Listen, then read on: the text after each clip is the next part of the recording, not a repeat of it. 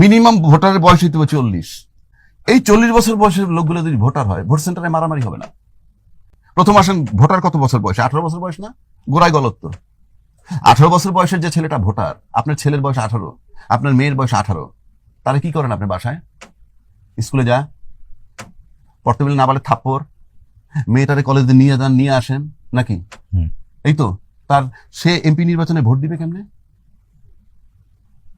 কে আইন প্রণয়ন করবে বাংলাদেশে? আইন প্রণয়ন করলে রমনা থানা থেকে কে যোগ্য, এটা জানে সে?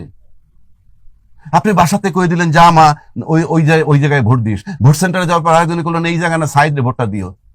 ওর তো কোনো সিদ্ধান্তই নাই। আপনি এই লোকটার ভোট নিয়ে কিভাবে এমপি হন? তাহলে আপনি এক্ষেত্রে আপনার পরামর্শ কি? আমার পরামর্শ, খাক বা না খাক, মিনিমাম ভোটারের বয়স হইতে হবে 40।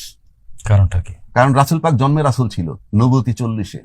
40 হলো পরিপক্কতার চিহ্ন। না তো রাসূল জন্মে রাসূল নাকি মিথ্যা বলতেছি? তার নবুয়তি তো 40-এ।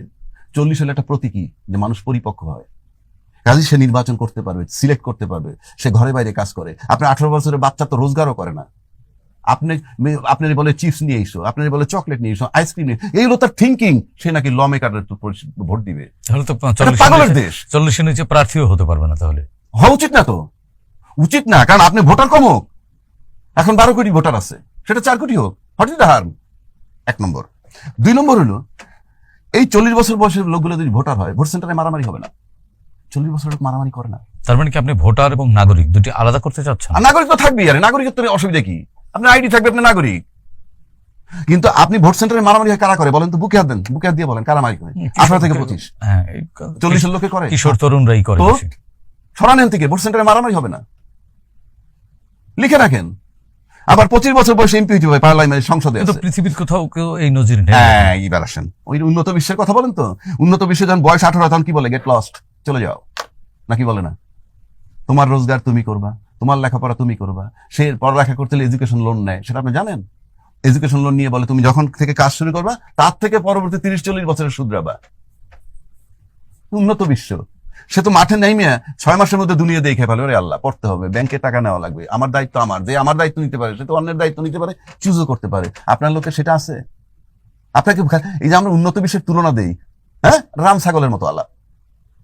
উন্নত বিশ্বের, আপনি নিজে উন্নত না, আপনি উন্নত দেশ টানলে কি হবে? আমি সেই জন্য বললাম, এই যে 18 বছর যে পৃথিবীর যে দেশেই জানে, আমাদের এই সাবকন্টিনেন্ট ছাড়া সবাই ওয়েল এস্টাবলিশড, যার যার মতে, সুতরাং তার ক্ষমতা আছে দেওয়ার, আমার দেশের সন্তানের নাই। কাজে এটা একটা রং কনসেপ্ট। এবং এই 18 বছরের বয়সে বাচ্চাগুলো উইথড্র করেন, ভোট সেন্টারে মারামারি, মব কমে যাবে।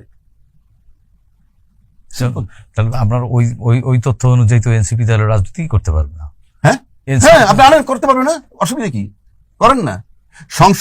সংবিধান বলতেছে 25 বছর বয়সে এমপি মন্ত্রী, 27 থেকে 32 বছর বয়সে বিসিএস সহ ছাত্র থাকে। আপনি এই জায়গায় তো ছাত্র রাখছেন, এই জায়গাটাই তো ছাত্র রেখে দিচ্ছেন। 1, 2, 100% মূর্খ, 100% মূর্খ। আবারও বলতেছি 100% মূর্খ এলাও করতেছেন আপনি মেম্বার অফ পার্লামেন্ট হওয়ার জন্য। সংবিধানে বলা আছে শিক্ষাগত যোগ্যতা না।